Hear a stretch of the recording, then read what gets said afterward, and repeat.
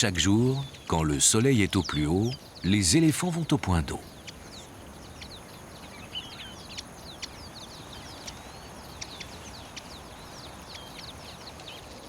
C'est une grande femelle qui marche en tête. La petite troupe qu'elle conduit est composée d'individus qui sont tous de la même famille. Il y a là la mère, ses filles et leur progéniture, quelques spécimens d'une espèce hors norme. Une ultime référence à la mégafaune qui dominait la Terre à l'ère tertiaire.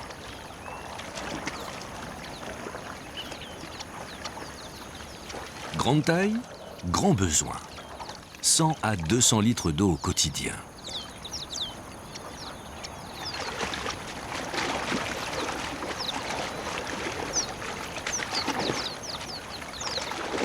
Le plus souvent, ils ne boivent qu'une fois par jour. C'est l'occasion quasi systématique d'une deuxième séquence consacrée aux soins du corps.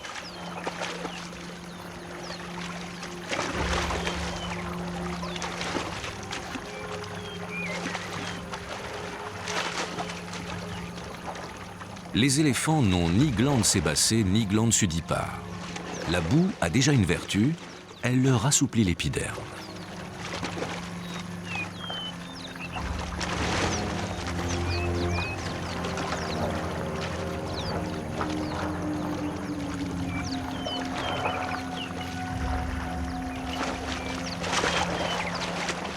Ce groupe est bien représentatif de l'unité sociale de base chez les éléphants.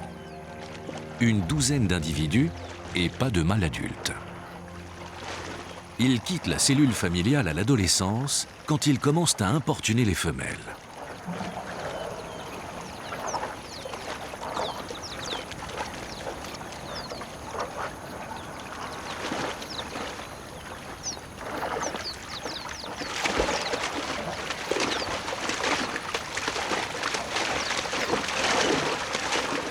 Ces moments ont à l'évidence un côté ludique et petits et grands aimeraient sans doute les faire durer.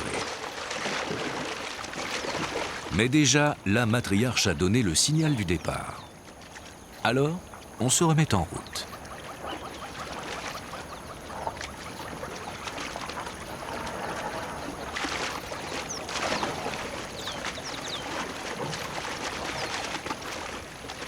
La boue va sécher sur les peaux et former une carapace qui sera bien utile contre les insectes et les ardeurs du soleil.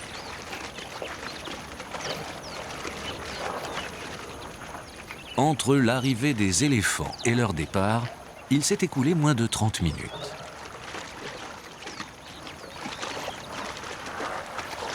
C'était sans doute le meilleur moment de leur journée d'éléphant. Si la grande femelle l'a écourté, c'est qu'elle sait le programme chargé qui les attend.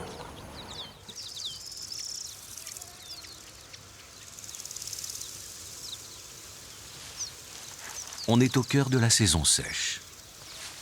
La nourriture est moins nutritive et il faut passer beaucoup de temps pour alimenter cette énorme masse.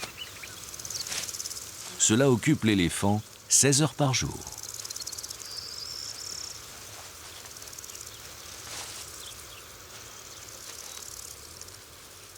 Il doit manger quotidiennement l'équivalent de 4 à 6% de son poids, soit plus de 200 kg pour un grand mâle de cette taille.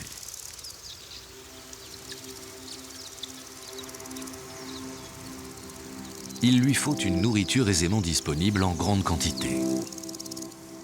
Ce n'est pas un hasard si le plus gros mammifère terrestre est végétarien.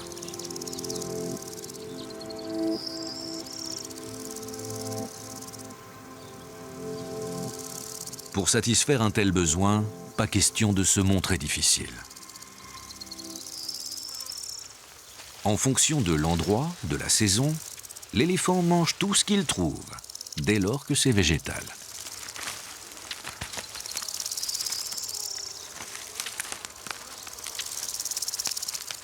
Dans ces circonstances, le feuillage déshydraté fait l'affaire.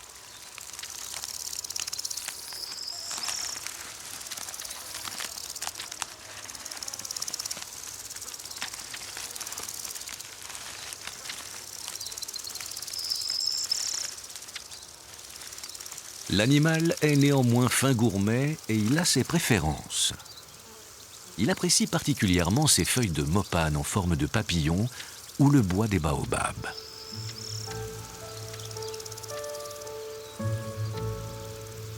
Les éléphants ont écorcé celui-là aussi haut qu'ils l'ont pu.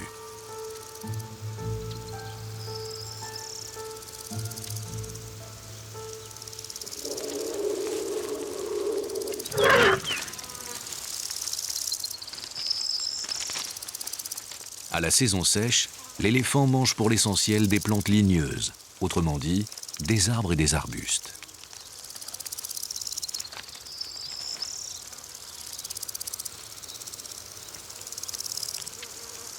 Celui-ci alterne autant qu'il peut avec de l'herbe sèche, car il s'est déjà cassé une défense. Sans doute en insistant sur une écorce récalcitrante.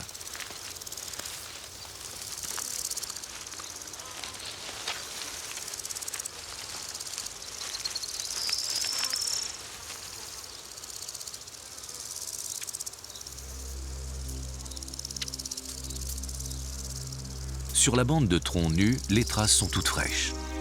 Les éléphants se sont régalés. La savane porte un peu partout les stigmates du goût immodéré qu'ont les éléphants pour les longues bandes d'écorce.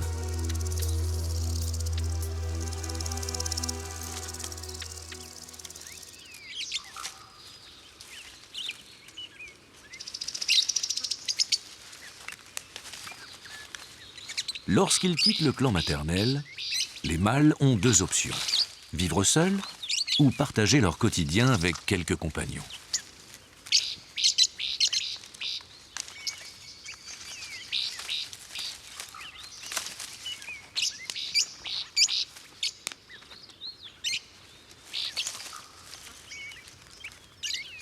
Les éléphants adultes n'ayant pas de prédateurs, il n'y a aucune raison pratique à cette association.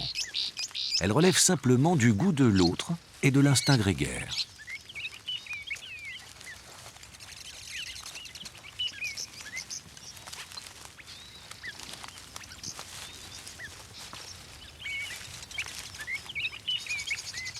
C'est toujours une surprise de voir ces animaux qui doivent pourtant ingurgiter d'énormes quantités de nourriture, se servir sans hâte et avec une grande délicatesse.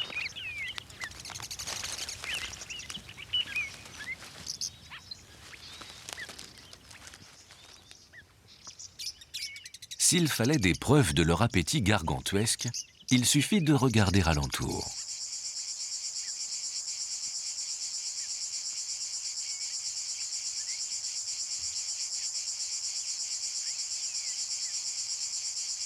L'éléphant partage avec l'homme un drôle de privilège. Par son comportement, il peut modifier le paysage, transformer une savane arborée en savane aride.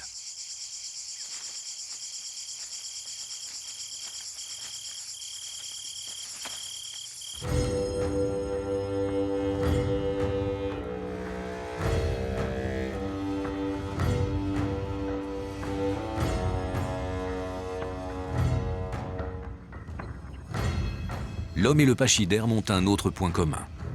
Ils peuvent survivre dans n'importe quel habitat, pourvu qu'ils y trouvent de l'eau et de la nourriture.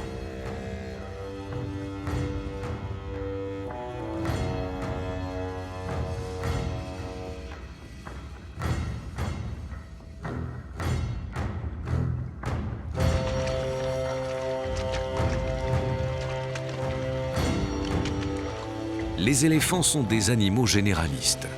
Ils ne se sont pas spécialisés. Ils ont colonisé tous les habitats disponibles en mettant à profit leur capacité d'adaptation.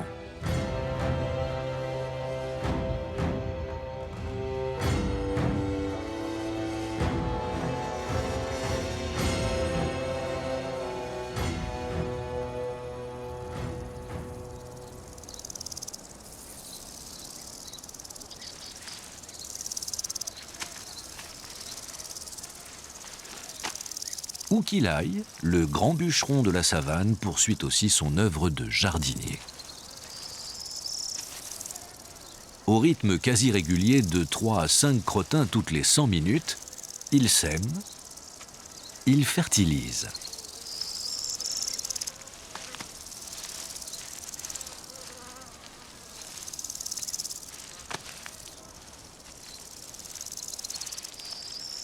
À la différence de la girafe, du buffle ou des gazelles, l'éléphant ne rumine pas.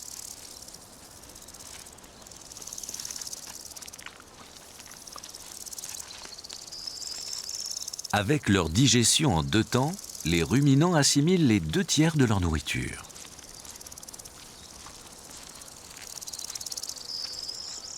L'éléphant, par comparaison, n'en transforme pas la moitié. Sa digestion est très incomplète.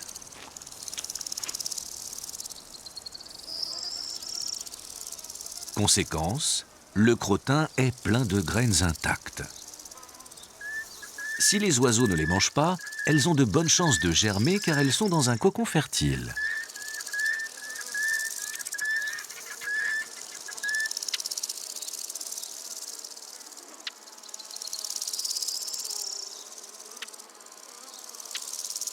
Un éléphant évacue au quotidien 150 kg de déchets.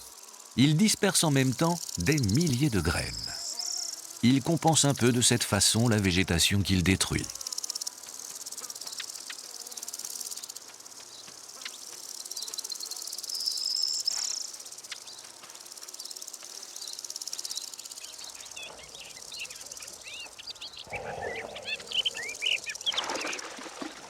Ces silhouettes nous sont si familières qu'on en oublie à quel point cet animal est au sens propre extraordinaire.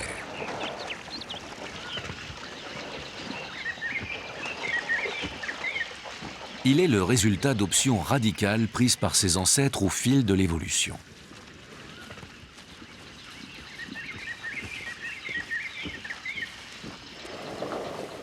De près ou de loin, il ne ressemble à aucun autre animal avec lequel il partage son habitat.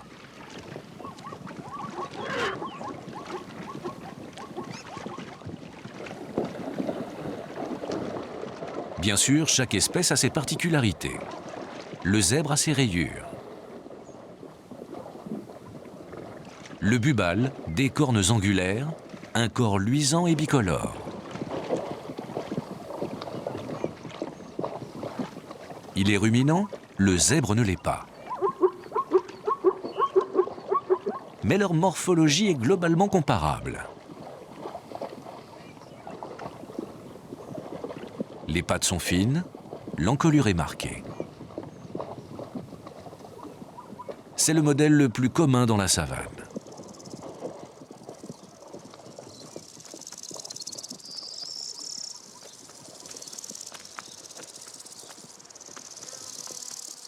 Le cou correspond aux vertèbres cervicales. Presque tous les mammifères en ont 7, aussi bien l'impala que la mangouste jaune.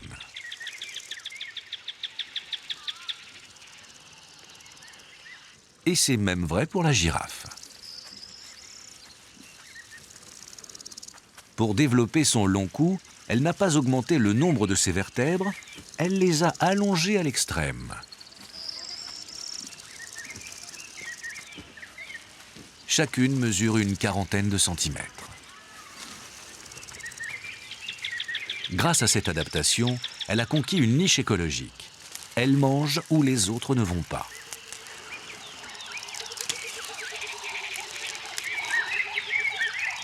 Chez l'éléphant, l'option est contraire.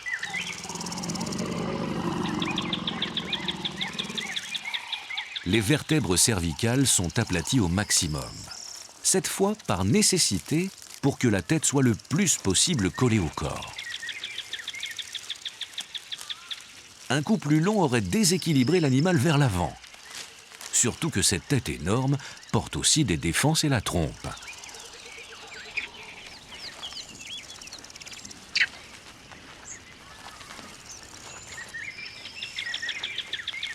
Aujourd'hui, l'éléphant est le seul animal sur Terre à porter cet organe étrange. C'est le dernier survivant d'une famille qui était très florissante il y a 30 millions d'années. Elle a compté plus d'une centaine d'espèces, les proboscidiens. Le nom vient du grec, où proboscis désigne la trompe.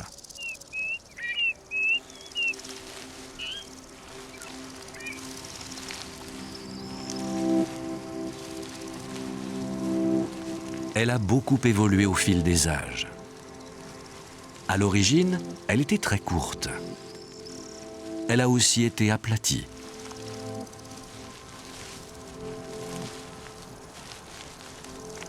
Sous sa forme actuelle, qu'on trouve déjà chez les mastodontes et les mammouths, elle date d'environ 1 million d'années.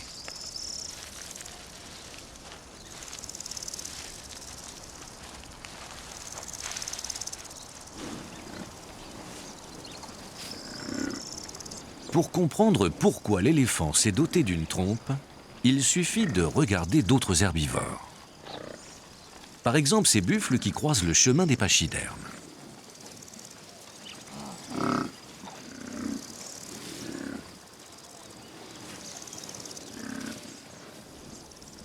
Il y a là une centaine d'individus et presque tous sont dans la même position, tête baissée, parce qu'ils broutent.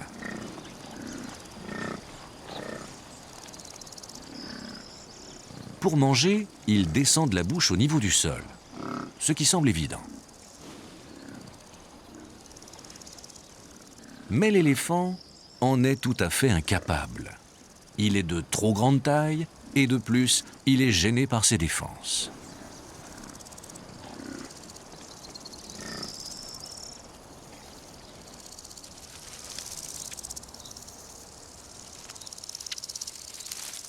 Faute de pouvoir amener sa bouche à la nourriture, l'éléphant n'avait qu'une solution, amener la nourriture à sa bouche.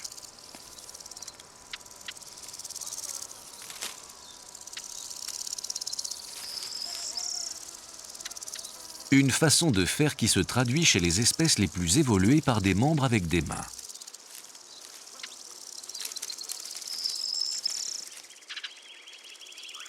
L'option retenue par l'éléphant est radicalement différente. Il a développé un énorme organe préhensile issu de la fusion de son nez et de sa lèvre supérieure.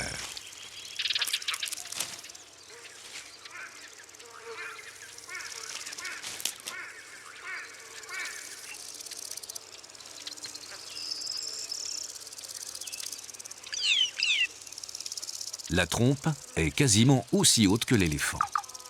Elle lui offre un excellent rayon d'action dans toutes les directions.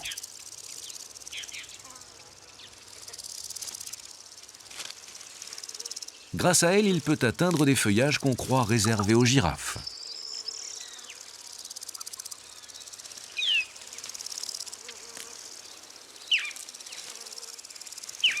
Voilà l'instrument idéal pour alimenter en continu la formidable machine à broyer abritée dans ses mâchoires.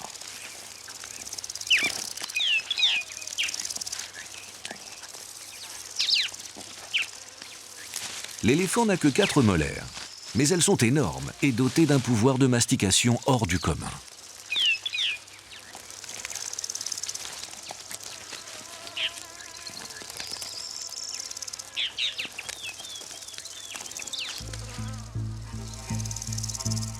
L'éléphant peut monter, baisser, orienter sa trompe dans toutes les directions. La trompe elle-même s'articule de façon quasi illimitée.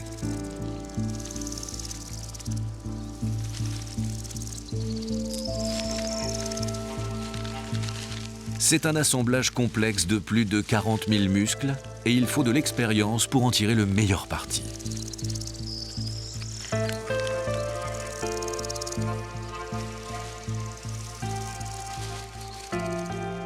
Les éléphantaux ont besoin de plusieurs mois pour réussir à coordonner ses mouvements.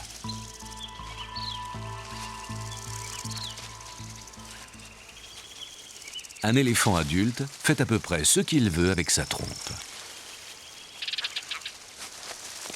Celui-ci, après avoir arraché une touffe d'herbe, la secoue pour débarrasser la motte de sa terre.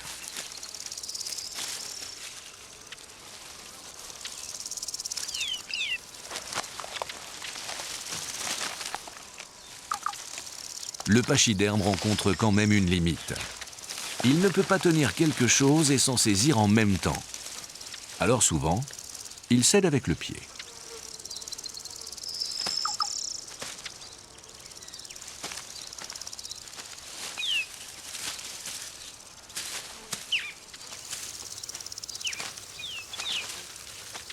La trompe de l'éléphant n'est pas seulement un bras de préhension.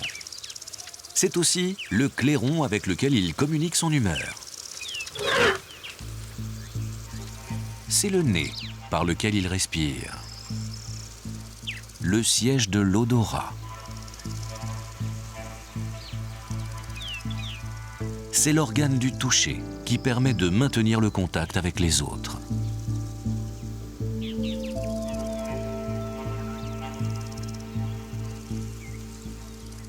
C'est l'outil polyvalent qui, sur demande, aspire et pulvérise.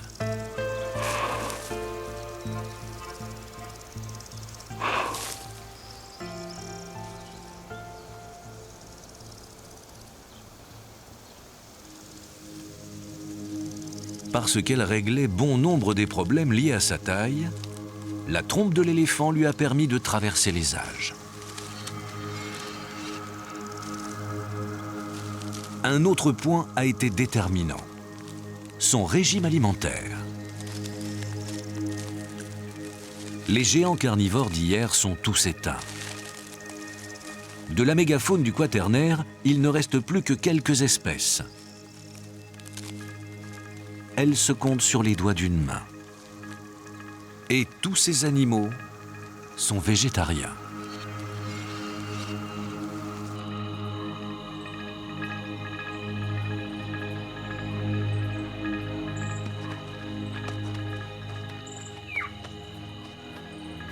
Celui-là a gardé sa silhouette de temps révolus.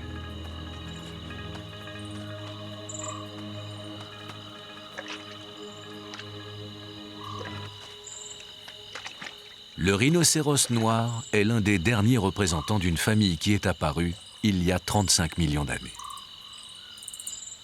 À cette époque, ses ancêtres n'avaient pas de cornes, mais c'étaient déjà de vrais rhinocéros avec un corps massif, des pattes courtes et une tête allongée. Elle se termine par une lèvre préhensile en forme de bec de tortue.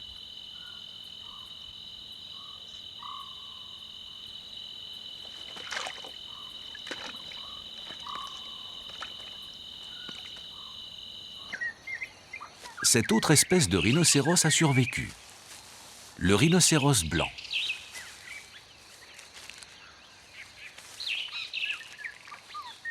Deux fois plus gros que son cousin noir, il est apparu des millions d'années plus tard à l'ère quaternaire.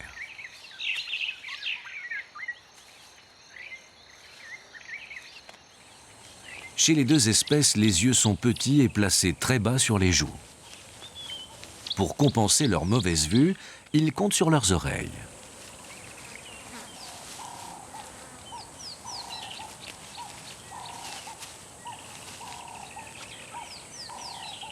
Alors que le rhinocéros noir consomme jusqu'à 200 variétés de plantes, le rhinocéros blanc ne mange que de l'herbe.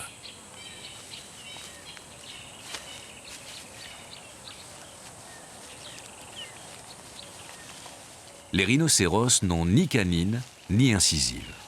Alors ce sont les lèvres qui saisissent et coupent la nourriture.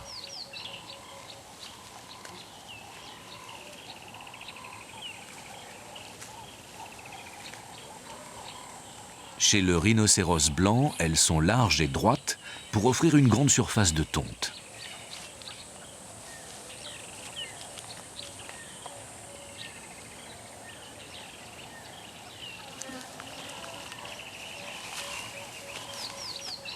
Les rhinocéros mangent principalement matin et soir. Ici, juste après un bain de boue.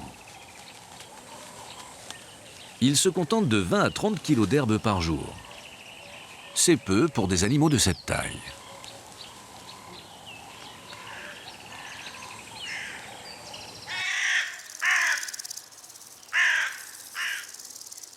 Si leurs besoins en nourriture sont limités, c'est que leur métabolisme est lent et qu'ils se dépensent peu au point de paraître souvent apathiques.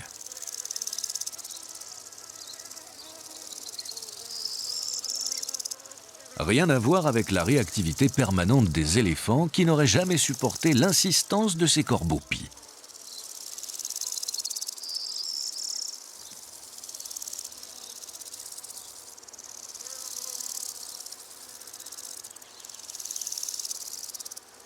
La peau du rhinocéros a beau être ferme et épaisse, elle attire une multitude d'insectes et de parasites suceurs de sang.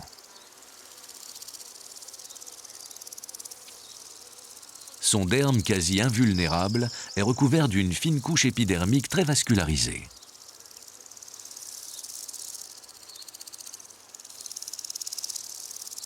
Alors qu'il semble insensible à tout, la mobilité des oreilles traduit une soudaine attention. Une fois n'est pas coutume, cette paire de rhinocéros est constituée d'un mâle et d'une femelle, un couple. Il est formé pour 1 à 3 semaines, le temps de la reproduction. Le reste de l'année, les mâles adultes vivent en solitaire sur leur territoire. Celui-ci a senti que le terrain était déjà occupé. C'est sans ambiguïté. Ce tas de crottins marque les limites d'un domaine.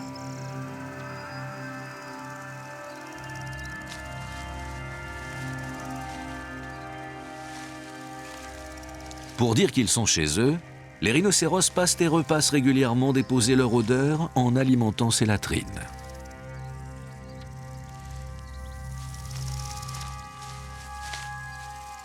Ils prennent toujours le même chemin et sont si routiniers qu'ils finissent par tracer de véritables sentiers dans la savane.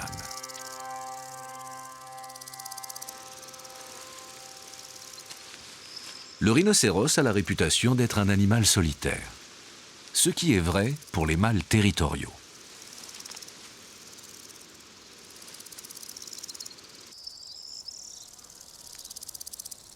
Les femelles, au contraire, sont rarement seules. Si elles n'ont pas de petits, elles s'associent à d'autres femelles qui sont dans la même situation et vivent en groupe stable de quelques individus.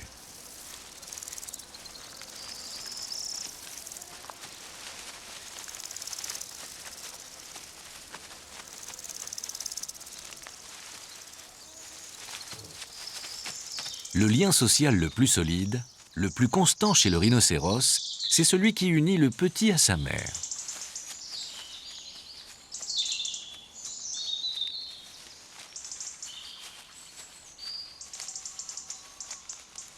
Ils restent ensemble pendant 2 à 3 ans, bien au-delà du sevrage, bien au-delà de la taille critique qui les rend vulnérables aux prédateurs.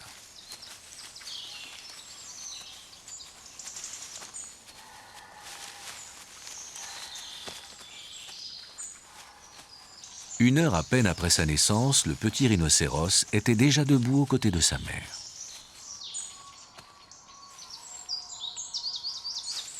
Aujourd'hui, il a 2 mois et il commence à brouter.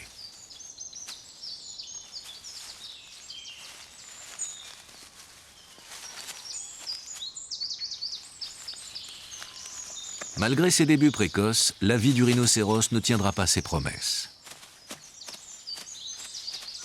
Cette jeunesse protégée, passée au contact exclusif de sa mère, lui prépare une existence atone, sans grande relation sociale.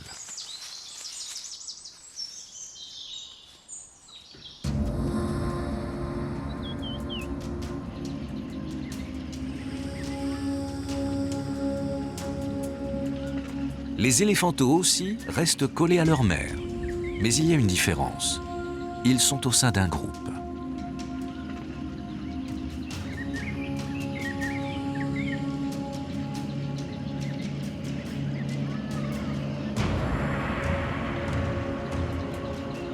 On est bien loin cette fois de la petite cellule familiale d'une douzaine d'individus. Quand une famille s'agrandit jusqu'à compter une vingtaine de membres, il est courant qu'elle se scinde. Chacune alors a sa vie propre, mais les occasions de se retrouver sont nombreuses. Tous ces éléphants sont sans doute apparentés, membres du même clan d'origine.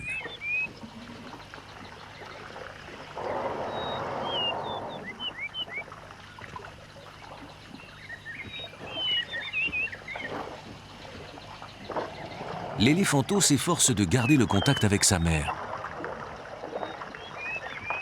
Mais s'il s'en trouve à un moment séparé, il y a quelque chose pour le rassurer. En cas de difficulté, il sait qu'il peut compter sur l'assistance de n'importe laquelle de ses femelles, qu'elles soient ses sœurs, ses tantes ou des cousines éloignées.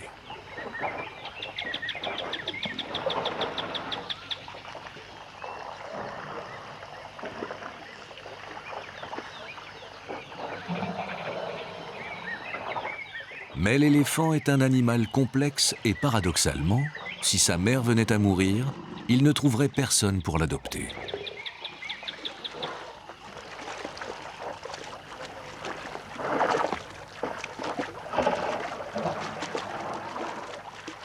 Les éléphanteaux gardent longtemps leur allure de gros bébés.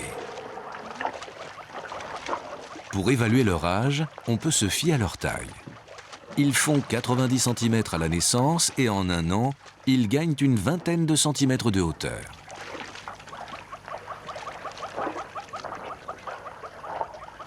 Les plus petits passent encore sous le ventre de leur mère. Un peu plus tard, ils la contournent. Faute de repères incontestables dans un groupe où l'échelle de hauteur va de 1 à 3, l'observation du comportement donne de bonnes indications sur l'âge des individus.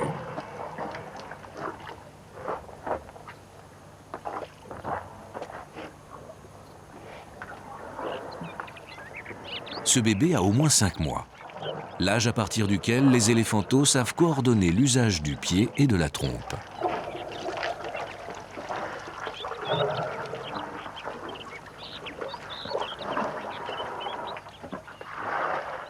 Celui-là mesure environ 1,20 m. Il doit avoir entre 2 et 3 ans et fait déjà preuve de beaucoup d'autonomie.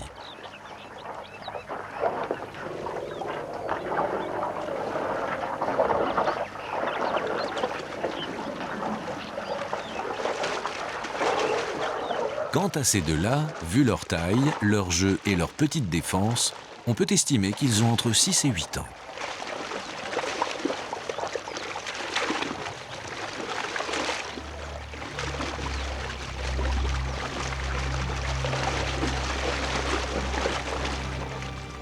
Mais quel que soit leur âge, tous les individus se soumettent sans réserve à la discipline du groupe.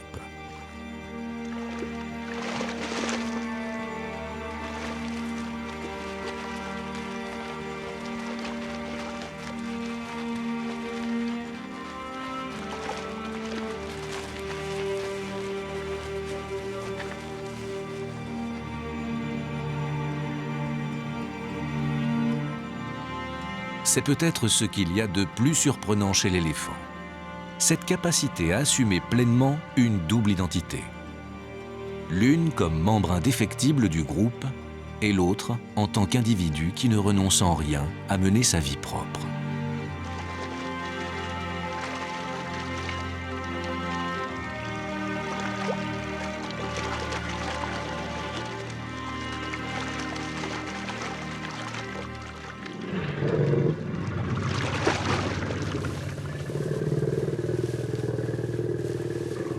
S'il y a bien un signe particulier indissociable de l'éléphant, ce sont ses défenses.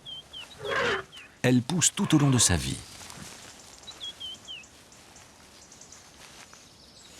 Les défenses sont des incisives supérieures et comme toutes les dents, elles poussent plus ou moins droites. Elles commencent à dépasser de la mâchoire lorsque les éléphanteaux ont environ 2 ans.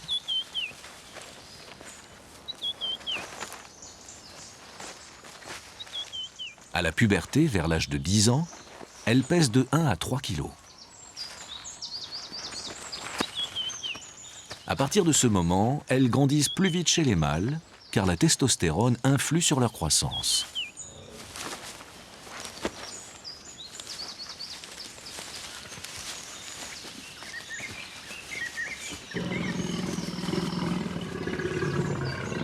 Leur développement est très variable. Il dépend de l'habitat et de l'alimentation.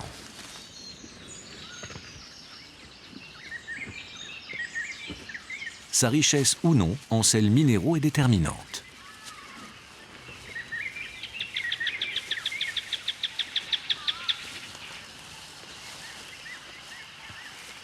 Au sein d'un groupe, comme les animaux vivent dans les mêmes conditions, la taille des défenses est un bon indicateur de l'âge et du sexe des individus.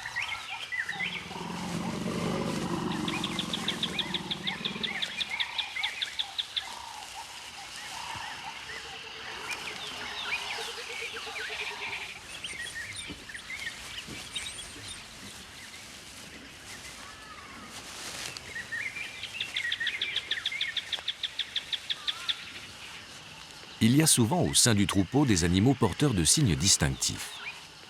Ils permettent d'identifier la harde et de reconnaître les individus. Cela facilite beaucoup l'étude du pachyderme.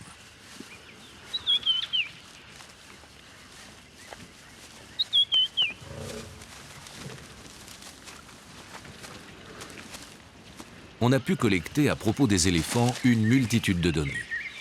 On a enregistré quantité d'informations et rapporté une infinie variété de comportements.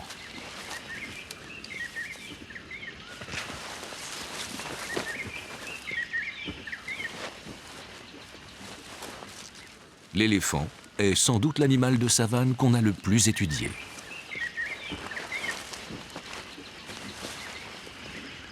Et c'est tout l'inverse pour le troisième géant végétarien survivant, l'hippopotame.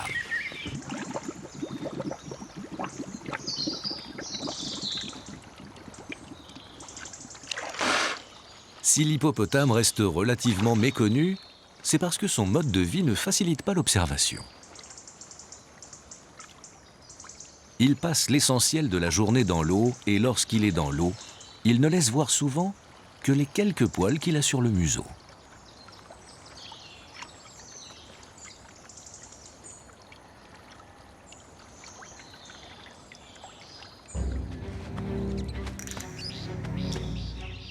Le matin, quand il revient d'avoir brouté toute la nuit sur les berges, l'hippopotame dévoile sa stature de méga herbivore.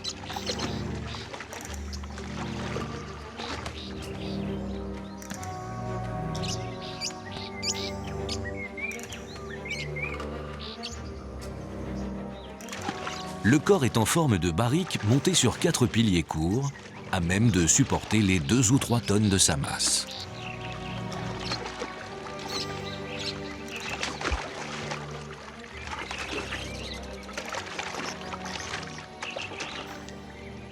On sait que l'hippopotame et les cochons ont une même origine et que les deux familles ont divergé il y a environ 50 millions d'années. Mais on ne connaît pas leur ancêtre commun.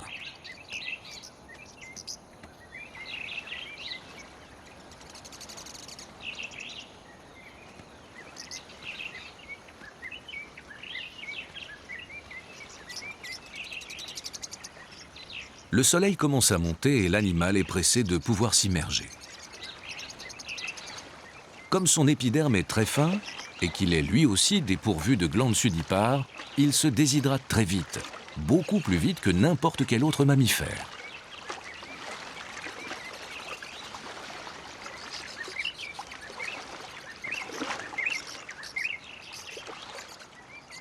L'hippopotame est là encore un animal vraiment différent des autres. Par sa morphologie, sa nature amphibie, mais aussi par son mode de vie paradoxal et toujours largement inexpliqué.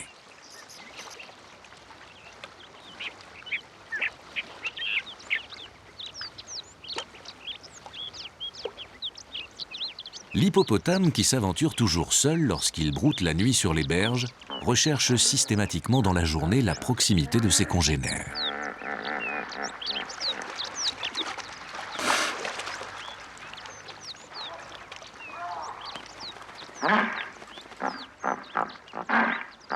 Cette idée de faire bloc pourrait s'expliquer si l'animal avait des prédateurs.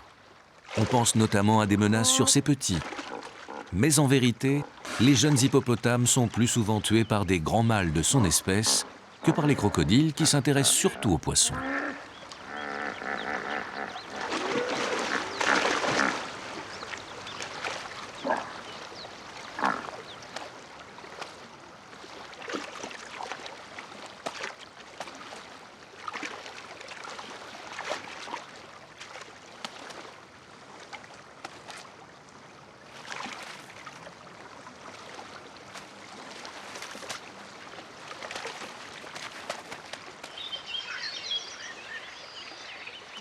Les crocodiles et les hippopotames cohabitent fréquemment et ce pour une bonne raison. Ils affectionnent l'un et l'autre le même milieu. Les eaux des fleuves ou des lacs, pourvu qu'elles soient calmes, et disposent de berges plates et dégagées.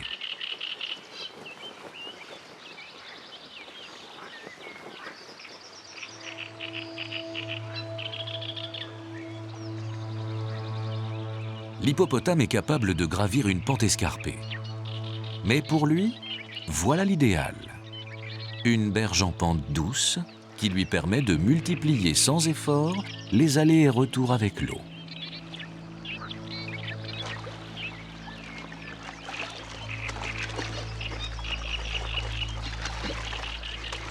Il déteste les sols vaseux et a une exigence. Il faut qu'il y ait par endroit au moins 1,50 m d'eau. C'est la profondeur qui lui suffit pour s'immerger complètement.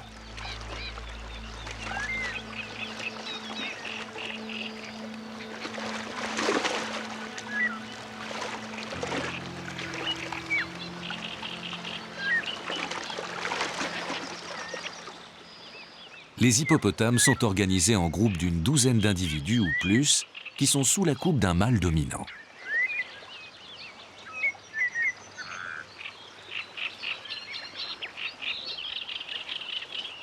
Dans un milieu stable comme celui-ci, les mâles dominants peuvent garder leur statut plusieurs années.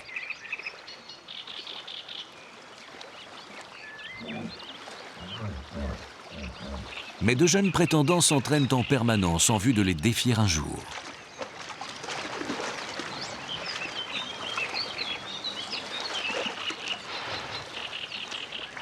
Le combat se mène exclusivement avec cette énorme mâchoire qui s'ouvre à 150 degrés.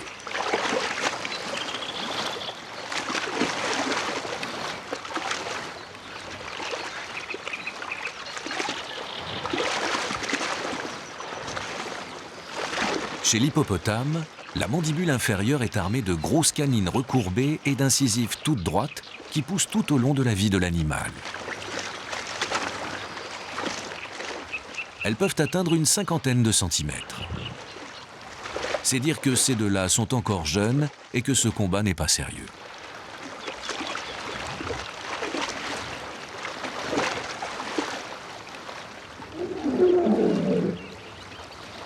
Les hippopotames ont une tendance très nette à synchroniser leurs activités. C'est systématique chez les plus jeunes. Quand leur mère se met à l'eau, ils la suivent.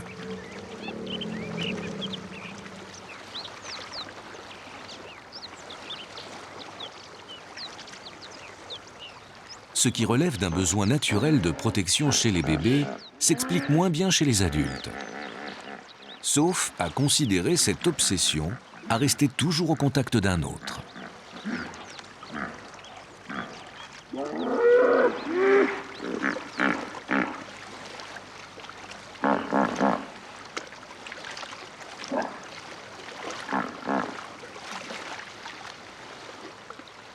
Les hippopotames gardent leur part de mystère, et certains de leurs comportements sont toujours inexpliqués.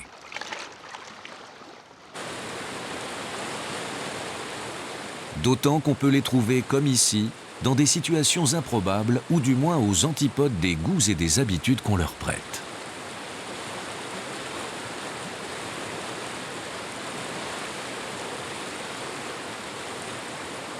A priori, tout hippopotame évite autant qu'il peut les eaux vives. Non seulement celui-ci ne s'y trouve pas par accident, mais il revient jour après jour se remettre au cœur du rapide.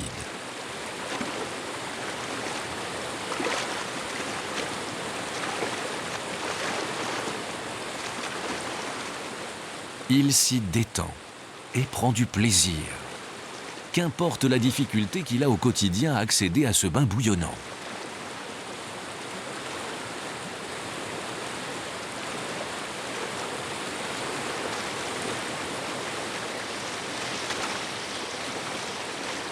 La vérité, c'est qu'au-delà des généralités qui valent pour les espèces, il y a des individus avec leur caractère et leurs envies.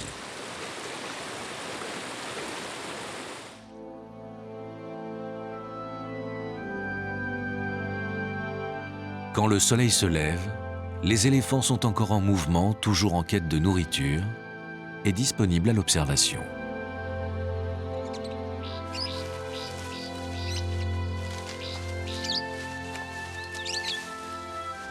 On remarque qu'à la différence de la plupart des animaux, les femelles portent leurs mamelles sur la partie avant du corps.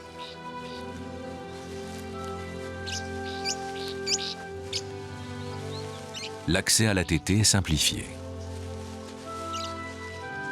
Les bébés boivent directement avec la bouche, sans utiliser une trompe qu'ils maîtrisent mal au premier jour de leur vie.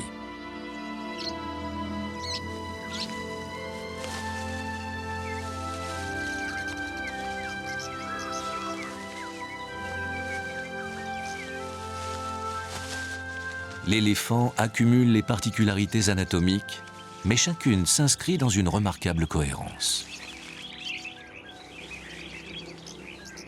Une option s'accompagne toujours d'une adaptation qui la rend viable.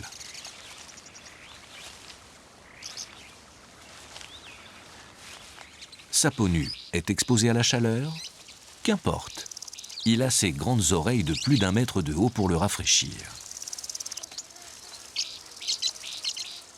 Et comme elles sont fortement vascularisées, c'est tout le circuit sanguin de l'animal qui s'en trouve tempéré.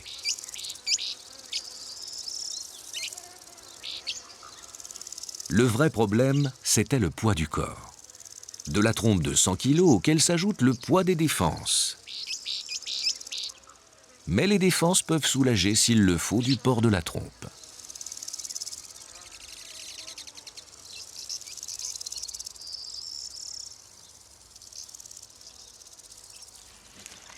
Et puis, pour supporter son énorme masse, l'éléphant est doté de pieds très particuliers. Ils ont chacun 5 doigts qu'on ne voit pas parce qu'ils sont internes.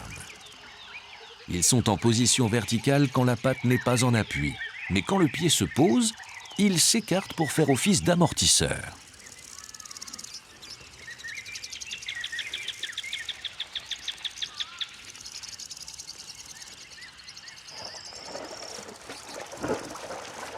Les éléphants sont très différents des hippopotames et des rhinocéros.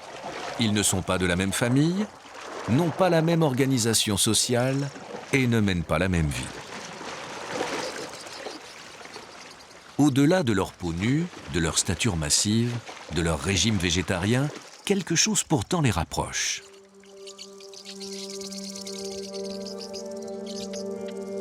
Ils ont traversé les âges pour parvenir jusqu'à nous. Preuve que ce sont des modèles éprouvés, y compris celui-là qui nous semble aujourd'hui le moins évolué.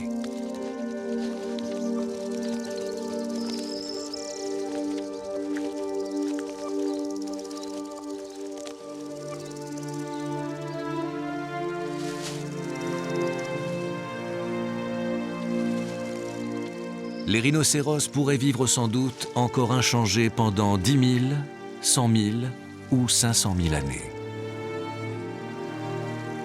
Ils ont la formule pour exister et ils n'ont pas de prédateurs. Et pourtant, en 20, 10, 5 ans, ils pourraient disparaître à jamais.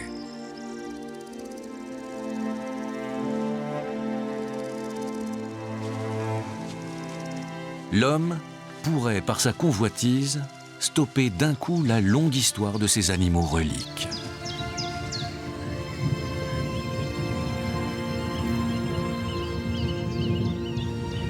La menace est partout.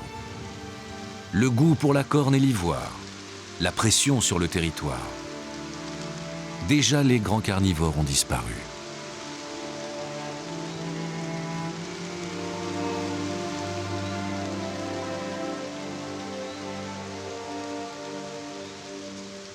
Figé sous sa croûte de boue, ce rhinocéros présage peut-être un mauvais jour, où la rencontre avec ce géant ne serait qu'illusion à la vue d'un rocher boueux.